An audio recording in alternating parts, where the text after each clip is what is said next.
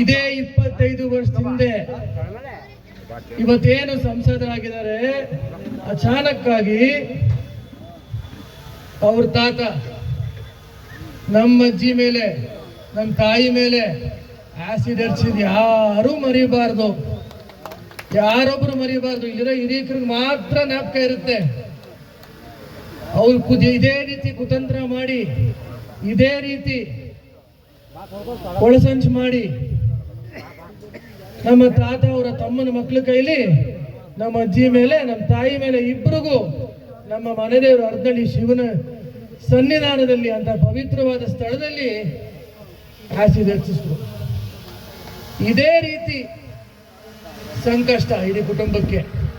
ಅವತ್ತು ಕೂಡ ಇದೇ ಕಾಂಗ್ರೆಸ್ ಸರ್ಕಾರ, ಇದೇ ಕಾಂಗ್ರೆಸ್ ಸರ್ಕಾರ ಒಂದೇ ಒಂದು ಉದ್ದೇಶ, ಇವತ್ತು 135 ಸೀಟು, ಅವತ್ತು ಕೂಡ 130 ಸೀಟು.